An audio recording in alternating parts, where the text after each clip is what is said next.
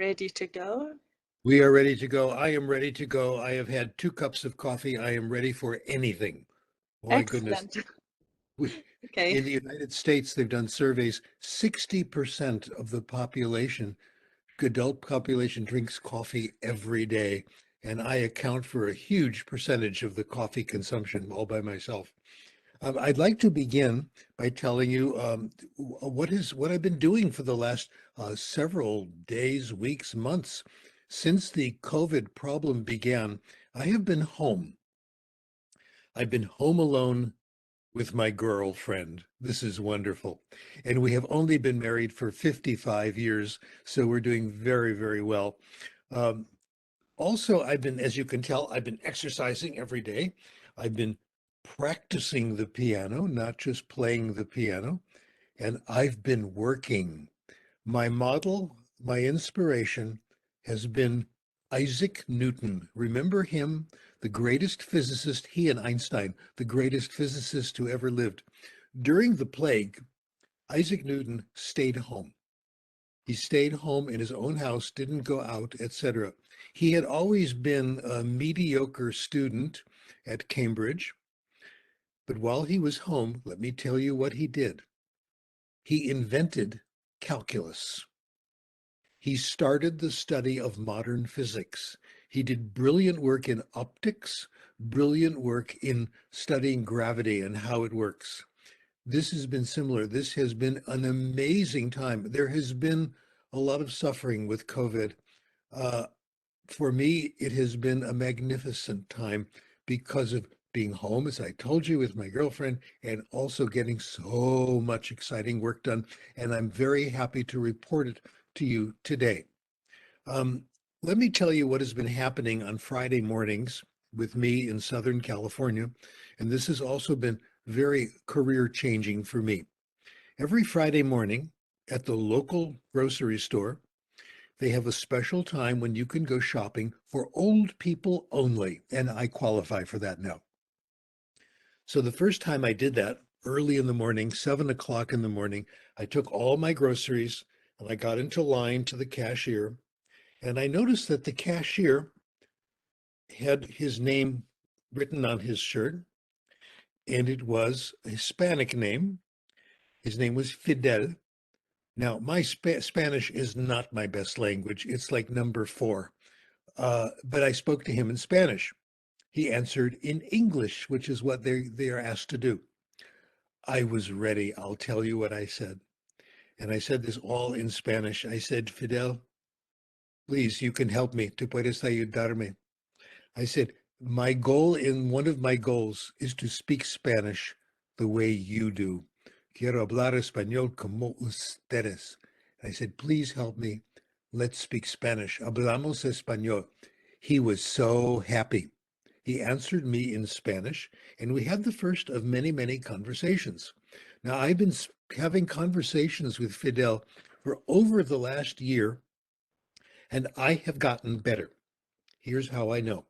First of all, he talks more quickly. We talk about more interesting things. In Spanish, instead of just hablar, to speak, it's charlar, which means to talk about other people and have a good time. Who was it who said, if you don't have anything good to say about someone, come sit next to me? Okay. So we have a lot of interesting conversation. He's speaking more quickly to me. He's using more idiomatic expressions. I'm certainly getting better. And occasionally, I've been speaking Spanish to some of my Mexican American friends. And one of them told me recently, Steve, your Spanish is so much better. What are you doing? It's not from talking to Fidel. I only talk to Fidel maybe 1 minute once a week. That's not enough to make any difference at all. When I go home after going to the supermarket, I read in Spanish. I've been taking the advice of my colleague Benico Mason, and I've been reading lots and lots of very easy books in Spanish, what we call graded readers, books written for people acquiring the language. The good news is that graded readers, I'd say in the last 10 years, and thank you publishers for this, they have become literature. They become much more interesting. I have favorite authors now in Spanish. I can read real Spanish, authentic, but it's difficult. When I find a really good author, it's okay, but it's a little hard. I'm getting better now. I'm getting to the point where real Spanish is not so tough anymore, and it's only from pleasure reading these graded readers, which, as I said, are getting better and better and better, and I am improving. This is the only thing I'm doing. I'm not studying grammar. I'm not speaking more. I'm only reading these easy books, and a lot of them from favorite authors. I have just given my entire talk. That is the talk today. I'm now going to repeat it in a much more boring way because that's what you're supposed to do as an academic. And let me give you the theoretical version of what I just said. And this is the next slide, the one that says brief review of theory. So next slide, please. Okay. Here's what we have concluded after the last, oh gosh, 40 years, 45 years of research. We acquire language in only one way. We acquire language by understanding it. That's what happens when I read these easy books. Our ability to speak is the result of language acquisition. We have confused cause and effect in language acquisition and in language arts in general. You don't get better in speaking by speaking. You get better by getting input, by reading and listening. Okay. We don't get better by study. Now, I have to confess to you, like many of you, I love studying grammar. My PhD is in linguistics. One of my great heroes, of course, is Noam Chomsky. In reading these theoretical works on English syntax, I find it absolutely fascinating. This is not why I'm getting better. This is different. Grammar, knowledge of grammar, knowledge about language does not help you speak fluently. It's only available to us as an editor. While you're writing, while you're talking, if you think you're about to make a mistake, you can pause, you can reevaluate what you did, think of the grammar rules and make corrections. So grammar helps you as an editor, as a monitor. Now to do this, you have to meet certain conditions, and they're very, very hard to meet. Number one, you have to know the rule. Now, one thing that Noam Chomsky will tell you, one thing that the famous linguists will tell you, is that we don't know all the rules of language. Chomsky says we have only described fragments of language. They're still studying, trying to figure out the rules, etc. So if you want to use grammar and make corrections in what you say and what you write, you've got to know the rule. And this makes it very hard. In order to do that, you've got to be thinking about rules. You have to be thinking about correctness. It's very hard to do this when you're having a conversation. Number three, you have to have time. It takes time to find the grammar rule in your memory, apply it to the sentence, make the changes. We don't have a lot of time in conversation. Now, the only time in real life when these conditions are met, when you know the rule, you're thinking about correctness, and you have time, is when we take a grammar test. When you take a grammar test, you've studied the rule, you're thinking about rules, and you have time to apply the rule. In our studies, we have found, and every teacher knows this, even when you give people a grammar test, they don't get everything right. They make lots and lots of mistakes. What I'm going to do today is focus on this very exciting chapter in our history, what happens when we read. Very important. My hypothesis is that a wonderful way to improve in a second language is what we call self-selected pleasure reading. Reading because you want to. Next slide, please. I love this method. Thank you so much. This is so good. Okay, self-selection is how we make sure the reading is interesting to us. I want to begin with the informal evidence here.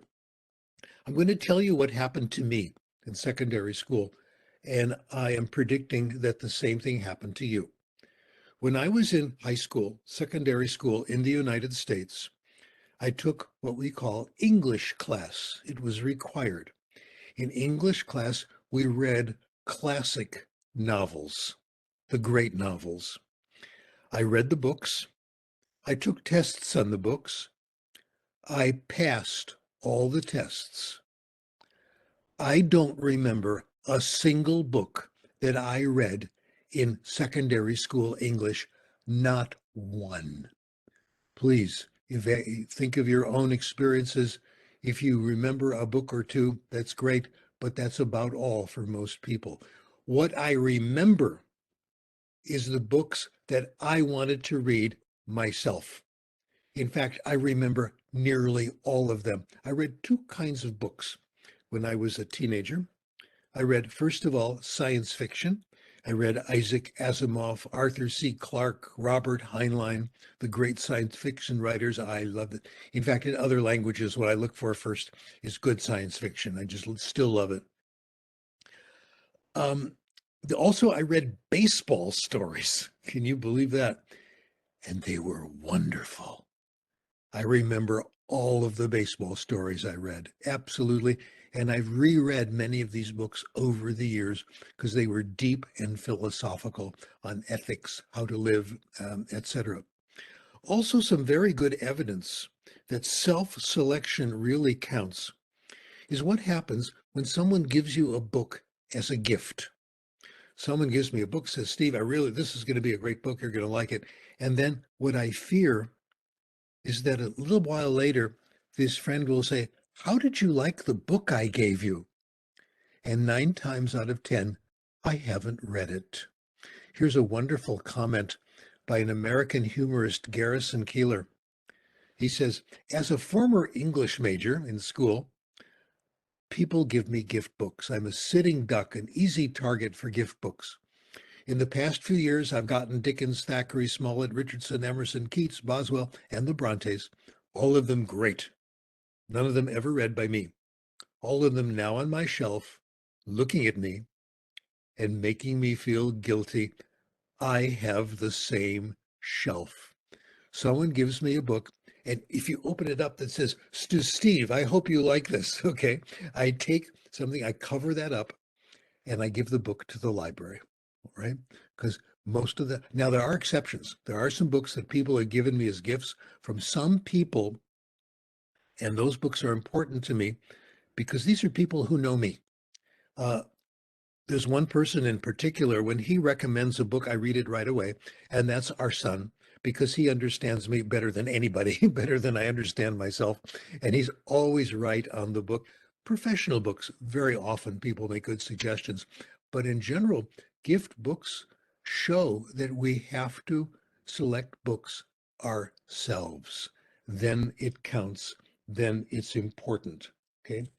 Um, Let me go to the next slide and start the parade of research. I'm going to give you a few examples from the gigantic research and the citations. You'll get more details on how to find the citations later. I'm going to give you just a few studies over the years. Let's look at DeVries' study, 1970. One of the reasons I like this study so much, it's only 2 pages long. Isn't that wonderful? And he cites other work that says the same thing. Anyway, DeVries taught language arts in the 5th grade, English for native speakers, and he divided to little kids, 10-year-old kids, and he divided them into 2 groups. One group got the typical assignment, 2 essays a week, and that was their class. The other group did no writing, but more reading that was interesting. They were given a test after 2 months. The group that only did writing did much better on accuracy, style, everything related to language.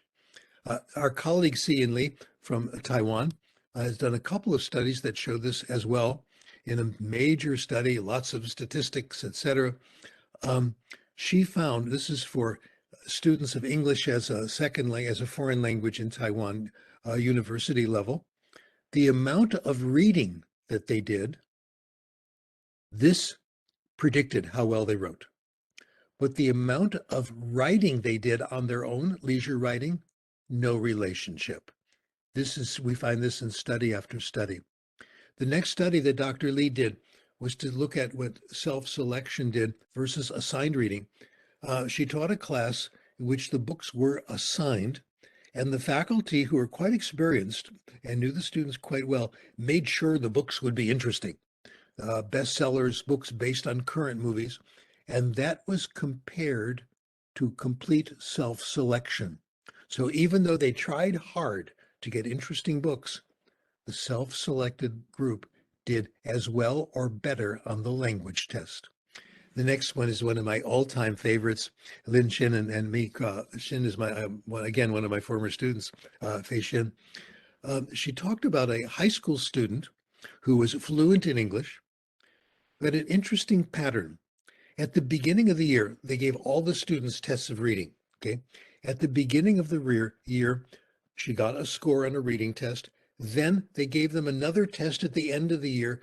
She went down in reading comprehension during the year. Very mysterious. She would come back after the summer, take another test on reading comprehension.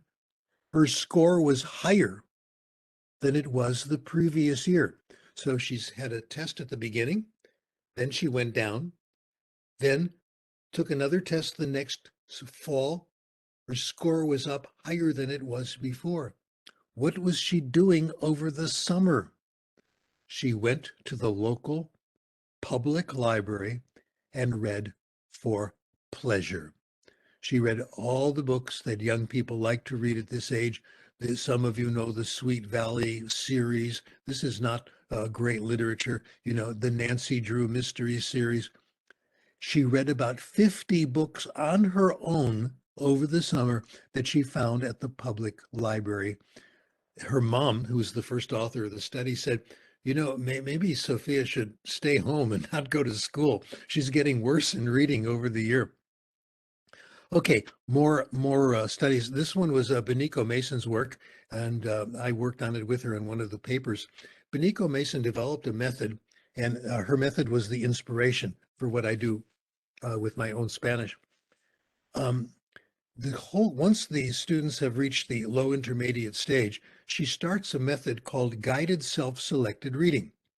She had an English library at her university in Japan with 5,000 graded readers. Isn't that delicious? The students could choose from 5,000 books. The teacher would help them choose to make sure the books were interesting to them. Here's what we found. She gave a sample of the students what we call the TOEIC test. Some of you know about this. It's one of the most famous tests, listening, comprehension, and reading. It's from 250 to 1,000. If you get 250, you're ready to start reading. If you get 600, 700, 800, you're about ready to do academic work in English. Here's what we found. For every classroom hour of reading, the students gained more than a half of a point on the TOEIC, 0.6 of a point. If you generalize this, extrapolate this, if students read for 2 hours a day over a year, say 300 days, they can go from low level, after a while, just about up to the academic levels, to the highest levels, from reading alone, from doing this very pleasant activity, not from writing, getting your errors corrected, just from reading and enjoying yourself. No book report at the end, no assignment at the end, just read and enjoy yourself. This is a survey of the studies, not all of them. It's just to give you a sample. The next slide talks about the main point here, fiction. When we compare fiction reading and nonfiction, guess what wins? Fiction. The amount of fiction that people read is a better predictor than nonfiction. Again, this is not the only study. This is simply one of the most famous ones. Now, people are concerned about these findings. They say, well, if they read fiction and they enjoy themselves with nice stories, what kind of language are they getting? Okay, going to the next slide. The question is, what about academic language, the language you need for school? Well, there are lists of academic language, and you can see which are the ones, like 570 words, 485 words, etc. Um, what Jeff McQuillan has done, my former student at the university, now, of course, my colleague, when I discuss Jeff McQuillan, I said, I quote a line from Star Wars. I said, I was the master, you were the student. Now you are the master and I am the student, because he's done some absolutely wonderful work. And this is one of his many good papers. He looked at 22 novels that young people enjoy reading. He examined the vocabulary content using all kinds of fancy computer methods. If you read 22 novels, you get 85% of the academic words on the lists of academic words that people need for post-secondary instruction, and they appear enough times so they can be acquired. So this is very, very important. So if you do this pleasure reading and you understand it and you like the story, okay. Now, so far I have said that reading for pleasure gives you language. Well, we've got a long way to go. It's even better than that. Pleasure reading is, as we say, a gift that keeps on giving again and again. People who read more, next slide, please, know more. And this is the new stuff, ladies and gentlemen. I'm so excited about this research. Let me tell you, the privilege to tell you about it. People who read more, and what they read is fiction, know more about a lot of things. My goodness. This paper by Stanovich and Cunningham, I just really reread it about 3 months ago, just rediscovered it. I was so excited, I immediately contacted Jeff McQuillan. He said, my goodness, you're right. This is amazing. This is a fantastic result. He took college students, Stanovich and Cunningham, studied college students and gave them a wide variety of tests in many different areas: science, social studies, current events, personal finance, technology, cultural knowledge, multicultural, etc. Here are a couple of sample questions. What part of the body does the infection called pneumonia occur? Lungs, you didn't know. Economic questions. Where's the Panama Canal? Who was Linus Pauling? Who's Bertrand Russell? Etc. The next table, ladies and gentlemen. Stanovich and Cunningham also, if you go to the next table, you'll see a very important chart, the next slide rather, you see a very important chart. They also looked at various predictors. Who knew more? High school grades didn't count. Here's a multiple regression analysis for both of you who remember your statistics class, okay? High school grade point, the grades you got was not a very good predictor. Raven matrices, that is supposedly a test of analytic thinking, not very good. Math test, very weak. Reading comprehension, not too good. Watching television, horrible, okay? The best predictor by far, reading. A test of print exposure, whether you recognize authors, whether you recognized great books, etc., magazines, books, titles, etc. That was by far the best predictor. The test they gave people, I think, captures what we want young people to know when they graduate high school, okay? This is profound. It comes from what you have read for pleasure, self-selected reading. Now, this is very consistent with recent research, again, which I have just discovered, on the impact of homework. And an amazing quote on the next slide, please. Okay. A book by Alfie Kohn, Kohn, called The Homework Myth. Does homework help? Kids do, an hour, 2 hours a day of homework, sometimes starting in grade 3, etc. More and more homework. Alfie Kohn, among others, has done a careful look at what the research on homework says. It's not worth it. There's no evidence of any academic benefit from homework at elementary or middle school. At the high school level, it's a weak correlation, and it doesn't hold up under more thorough statistical measures. People say, oh, homework's good because it gives you good habits and discipline. No study has supported this. So once again, pleasure reading loses out to school. If we reduce the amount of homework and we make pleasure reading more easy to do, more access, we're going to benefit. What an interesting result. There's more, ladies and gentlemen. Okay, I got another couple minutes and I'll finish up. People who read more have what we call more desirable habits of mind, which is on the next slide. People who read more understand other people better. When they read fiction, Terry Gross, a radio host here in Los Angeles, when you read fiction, you're learning to be somebody else, learning to see the world through their eyes. People who read more have a deeper understanding and appreciation of the complexity of life. They avoid simple solutions. Lots of research. I'm only going to give you one very expert opinion. Can't imagine anyone more expert than Barack Obama. He was interviewed by The Guardian. President Obama was asked about his reading and what was the most important. Here's what he says. The most important stuff I've learned, I think I've learned from novels.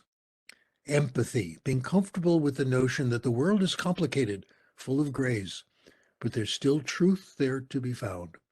It's possible to connect with someone else, even though they're very different from you. Noam Chomsky came to a similar conclusion.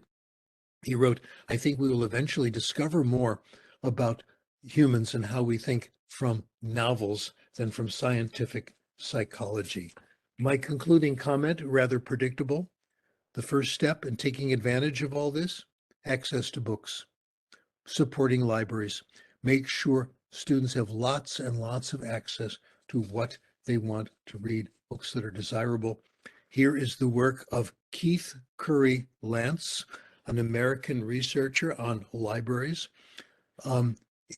Where do we find the best readers? We find the best readers in schools, among school children, that have good library collections and credential librarians that order the right books and that help students find the right books. Well, thank you for your patience. I've gone a little bit over. I got too enthusiastic. So the best, I think, is yet to come in our profession. We are slowly learning to unleash the wonderful power of self-selected pleasure reading. Thank you for your patience. So much, Professor Stephen. Thank you. Now we can open the ground for the Q&A. Please feel free to write your question for us in the chat box, and we can direct it to Professor Stephen. Or if you prefer to use the mic, you can please just raise your virtual hand, and then you will be assigned the mic. You can find the virtual hand available at the bottom of the chat box in your right hand side. Right. Thank you so much.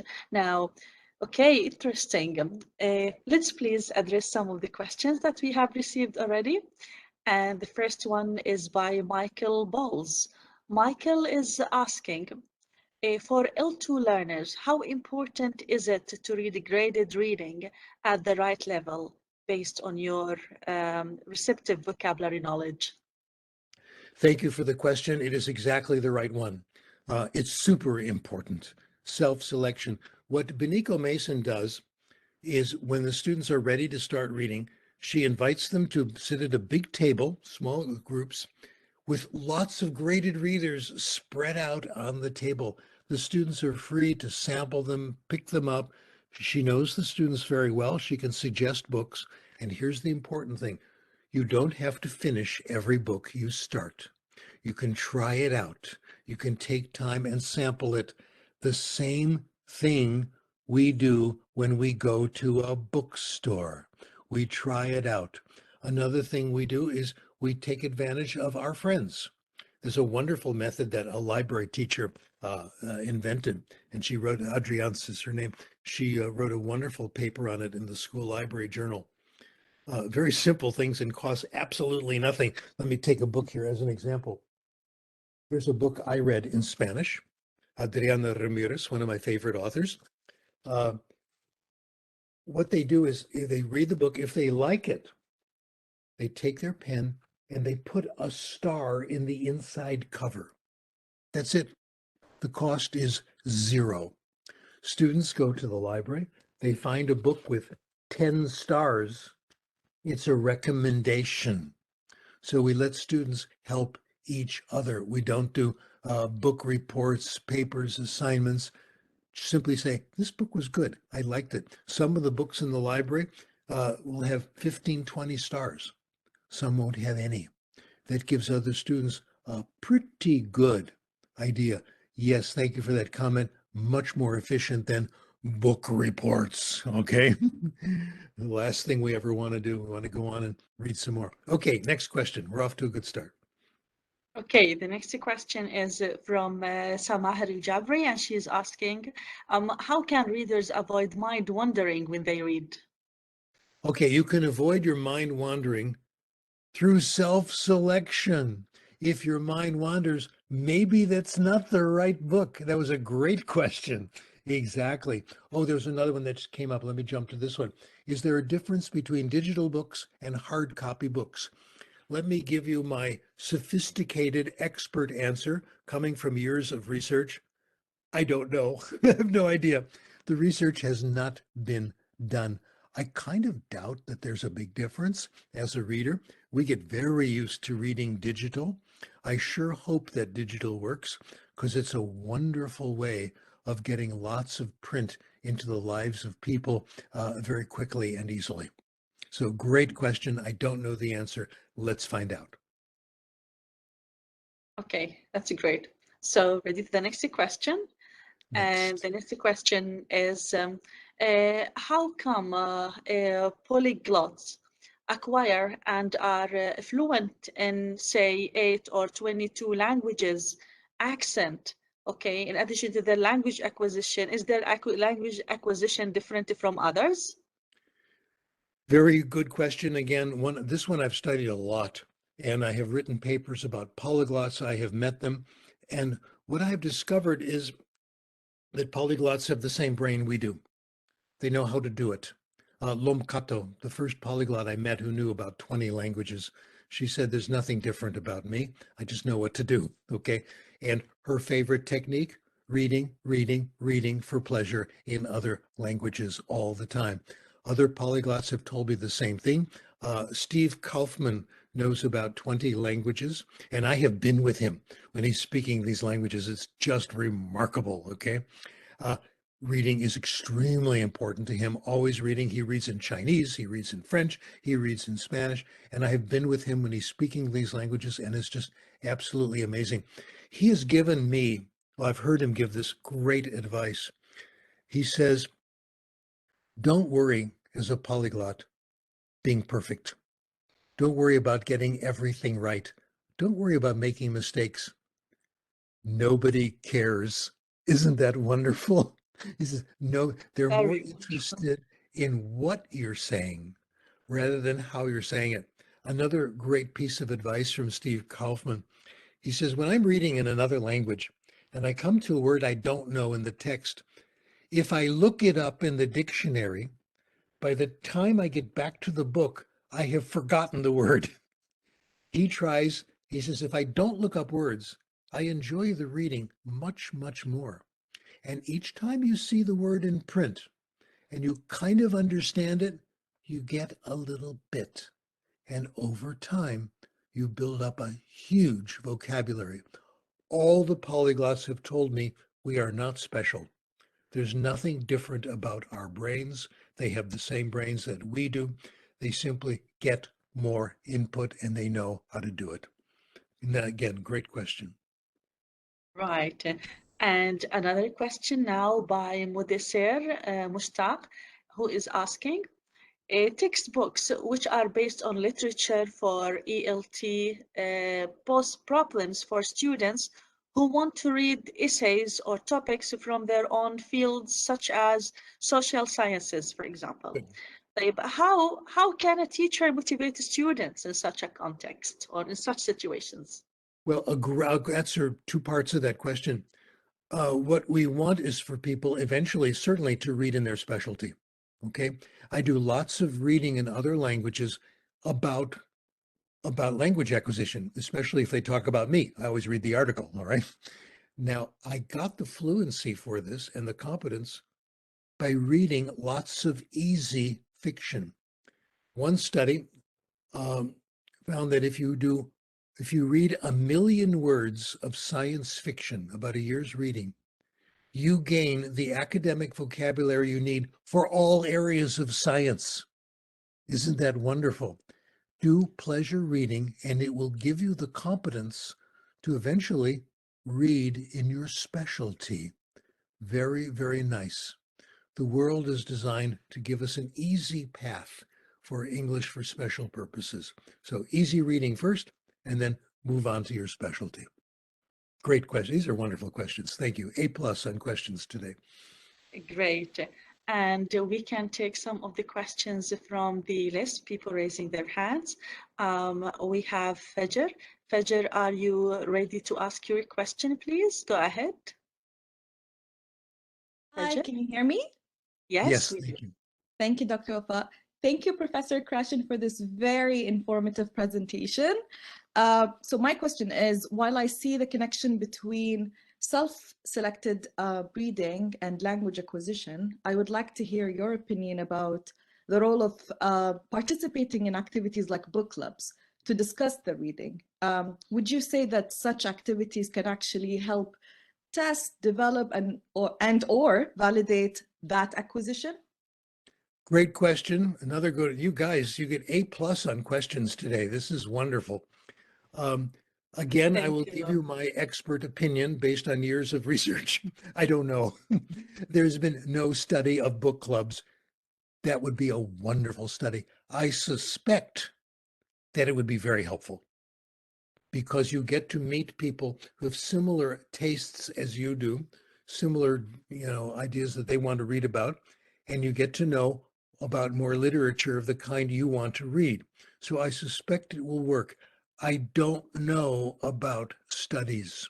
There have been very, very few, a few here and there. Beatrice Dupuy has done research on this. Very good, but we need much, much more. So this is an invitation to do more research. Great question. Okay, and we can, Mike, back to you. Are you ready to ask your question, Mike? You can speak now. Mike? Oh, hi. Actually, it was that's just applause. It wasn't my hand raised.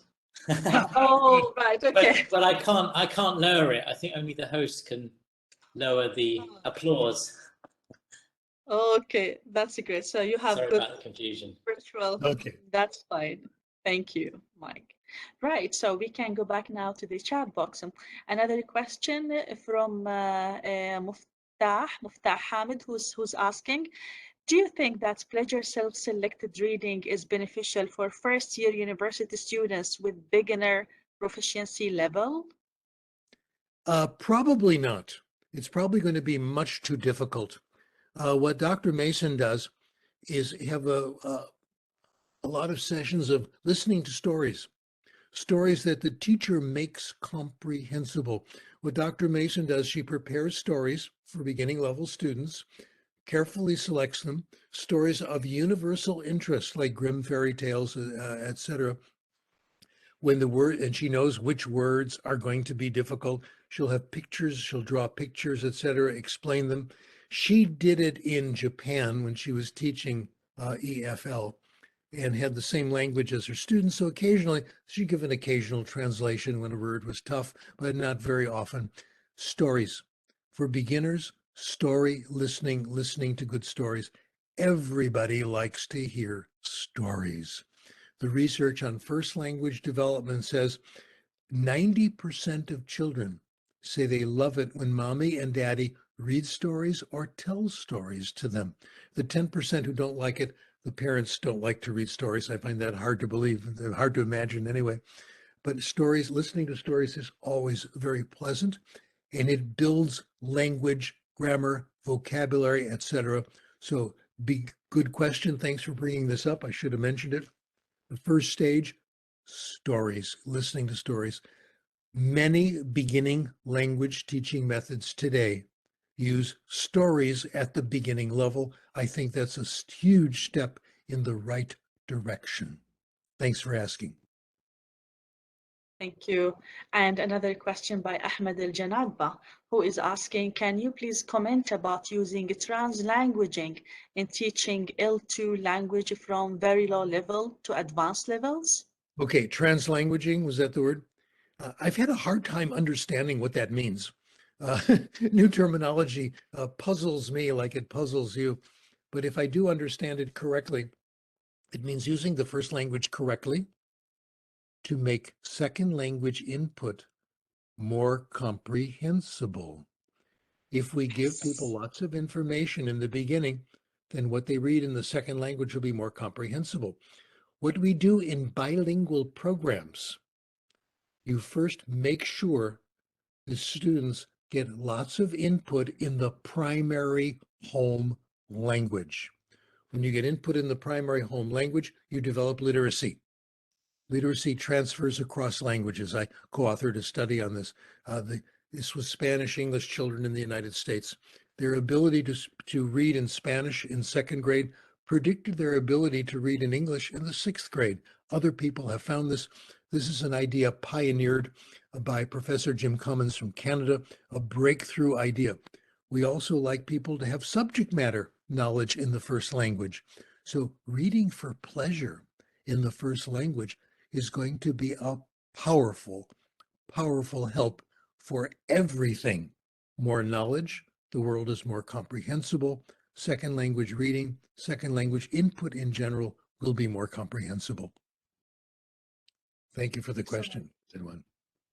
Excellent, thank you. And we can now take the questions from the colleagues who are raising their hands. We move to Nagakala. Nagakala, are you ready to ask your question, please? Yes. Hi. Yes. Go ahead. Nagakala, now you can ask. Can I speak? Of course, please go ahead. Yes, sure. Go ahead. My question is, okay.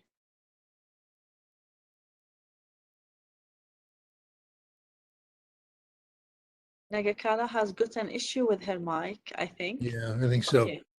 Yeah, we can get back to her later, but we can move to Abdel Fattah. Abdel Fattah, can you please? Nagakala, can you try to ask, please? Go ahead.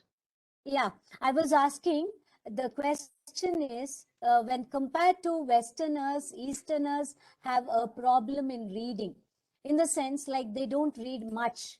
Only the prescribed books will be read by the students. So is there any motivational or inspirational ideas to motivate our students to read more?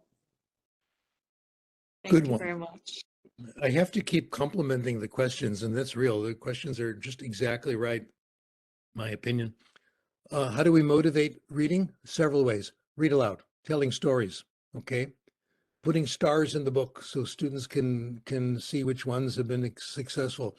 Time to browse in the library, time to look at books, try them out, and knowing that you don't have to read every book, then that you start. These are the ways to do it. And having lots of good books available, librarians know exactly what to do. They display the good books, the popular ones, etc. And I'll introduce a vocabulary word that you may have heard. Comic books. Comic books for sure.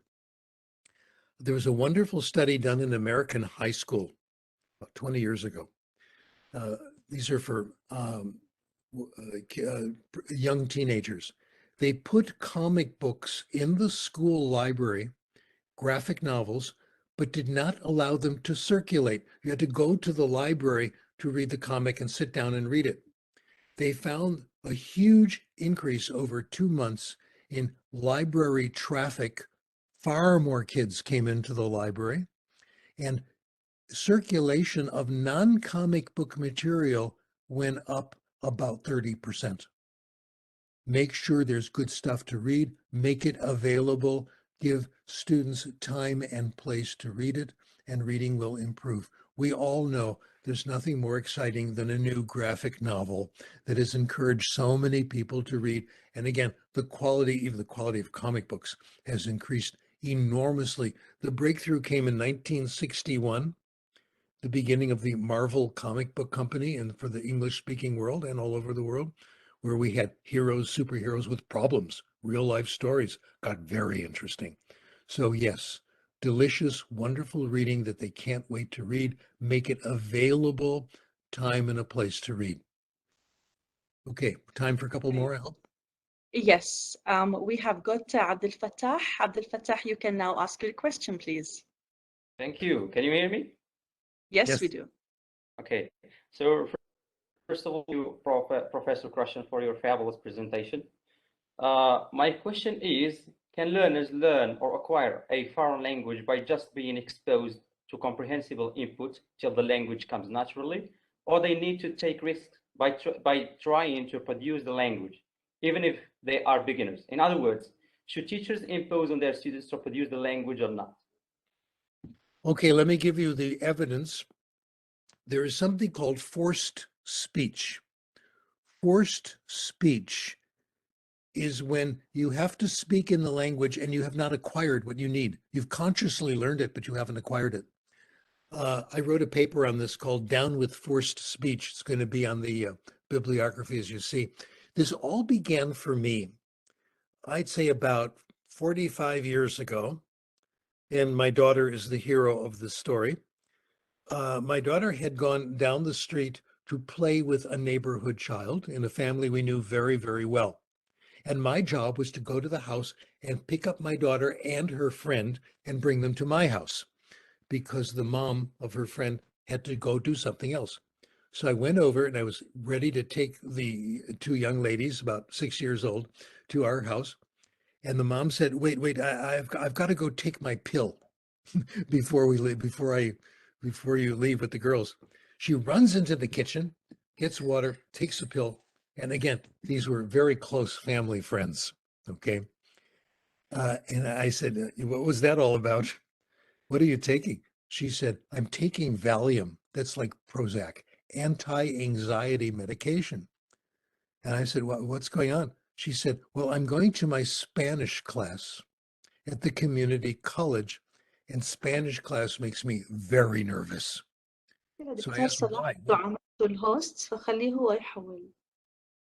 So I said, what is it about Spanish class? Having to speak in class, being called on in class, just the situation the question is about, or having to do an oral report.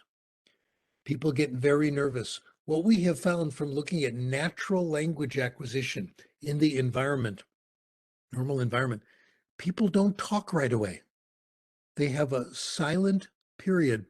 There's a study in a group in Africa, in the Amazon Valley, where a small group of people, this is an anthropologist named Sorensen, looked at 10,000 people in a very small area. 10,000 is not a lot. If you go to a football game, there's 10,000 people watching the game, okay? They found in this area, there were 10,000 people speaking 24 different languages. And there was a very strange rule in this culture. You may not marry anyone who speaks your language. They regarded outsiders as really misbehaving. This isn't right. I married my wife 55 years ago, and we speak the same first language. That would be forbidden in this culture. How did they do it? The people in this culture became profoundly multilingual. They acquired languages their whole lives.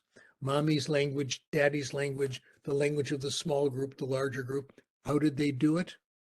They didn't talk right away. They said, we just listen for a while. We don't try speaking until it comes easily. It might be a year or two or even more before we even try to speak.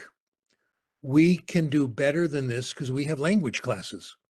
And language classes, you can get comprehensible input that the outside world will not give you. So this is true in our research. Classes in which students have to talk right away, students get very, very nervous, which shows you something is wrong. Our neighbor was absolutely right. This is very difficult when someone asks you to talk and you're not ready. Give them time, give them more input. Okay, next question. Okay, Professor Christina is asking about digital books. She's saying digital books on iPad allows students to look up words, choose to listen to the book, and then read it, which is useful for interactive reading, especially for kids. However, parents are worried about children spending very long time and too much time on front of the screen of the iPad. So, what advice would you like to give to parents? Well, I have no knowledge of the dangers of watching a screen. I don't know what the research says on this, but so many people do it so often all the time. It couldn't be that bad. So my hunch is that the idea of the screen having a device where you can read books is certainly probably doing literacy a lot of good. But let me invite you to do the research. This is a wonderful area for research. How much reading do people do in print? How much do they do on screens? Is it comfortable? Are there any, ask the medical profession, are there any problems? I really don't know. My guess is that it's okay. My guess is that it works. I am old and old-fashioned, and I like, the actual book, etc. But that doesn't mean everybody has to do it. It's a wonderful area for research. Great question. Thank you. All right, and there are still a couple of questions, but we can maybe take one more. And okay, Najmuddin is asking, do classical literature have more impact on imagination, vocabulary, etc., than contemporary literature? Okay, would you ask? I need, there are a couple of words I missed. Tell me the question again. What is the Okay. contrast? Do classic literature Classic. have Okay. more impact on imagination, other things than contemporary literature? I have found, I don't know, but my own finding is that contemporary popular literature can be very, very good. Again, I'll give you my case. I have to, as of about 2 years ago, I was driving all the time from where I lived into Los Angeles City. We live about, I'd say 40 kilometers from Santa Monica, the closest part of Los Angeles. And I went there twice a week regularly driving. And I went there for two reasons. Well, number one is my addiction to my grandchildren, and they live in Santa Monica, so I had to go there. And the other thing is I went, as you can tell, I went to lift weights at Gold's Gym and on the beach, etc. So what do you do in the car for 40 minutes twice a week? I don't like listening to the news. It's the same Donald Trump over and over again. I've had enough. Okay. Music has changed. I love listening to the best popular and classical music, but the regular radio programs no longer have the good music.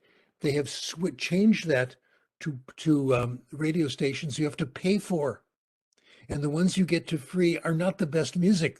So if you want to get the classics like the Beatles, you have to pay for it. Okay. Anyway, so I started stopping at the local library. I started stopping there and took out books on disc and audio books. I always went to the Santa Monica Library because my daughter used to work there and it was nice to see her on the way in. And here's what I found. The books available for listening in the car are not the classics. They're only in English and they're always bestsellers. So that's what I listened to. I discovered, to my amazement, they were good. Not every one of them, but popular bestsellers, very good. I listened to historical novels. I listened to crime novels. I listen to thrillers about court cases and legal cases. I don't care about the law and studying, but these books were so good, so well written. I got a lot of information, which helped me when I served on a jury. I knew more about all this stuff, and it was very pleasurable. What has happened to me, by the way, the first one I read was Harry Potter. I wound up listening, not reading, listening. I listened to all 7 Harry Potter novels in the car. I found them to be excellent. Those of us who are educators and listen and watch and read Harry Potter know all about it. J.K. Rowling writes about education. It takes place at Hogwarts, a school where you learn what goes on in classes. The hero of several of the books is the headmaster, Dumbledore. For us, this is absolutely perfect. There's a lot of discussion about good teaching, bad teaching. One of my students wrote an essay in one of my classes. The hero is Harry Potter, and one of his best friends is a young lady named Hermione, who turns out to be the perfect student. She raises her hand all the time, knows the answers. My student's essay was, is Hermione smart? Is this what we want from our students? Very interesting question. So I found the popular literature to be very, very good, and I still do. It was quite a lesson for me to see what so-called people are reading. In fact, these books are so good. What happened to me has happened to you. I would drive home, get home, park the car in front of the house, and stay in the car for another minute or so to hear the end of the chapter. This has happened to you too. So yes, I think popular literature can be extremely good. So I would never reject it. I'm not saying every popular book is good. I'm sure that's not true, but I have listened to and now read quite a few very good books. In terms of popular children's literature, I go to a lot of conferences, or used to before COVID, and as guest speakers, the conferences on children's literature would invite authors of children's literature. Every one of them was a brilliant speaker. Every one of them had wonderful things to say, good stories, etc. So I have developed a deep respect for popular literature. That's my answer. Right. The questions are endless. So many questions are available there, and we cannot address all of them indeed, but we can maybe stop here. But I recall, Professor Stephen, when you said that you have got a list of resources, right, that you That's would right. like to share with the audience. So do you want us to post this Whenever it's for the convenient. audience? Yeah, so our admin Uhud, you can just go ahead, please, and you can just post this on the for the audience right now. Okay, Uhud, Very good. is it there yet? Yeah. Okay, great. She posted that already. Okay, so now we are coming toward the end of this session. We don't want to finish it. I know so many questions are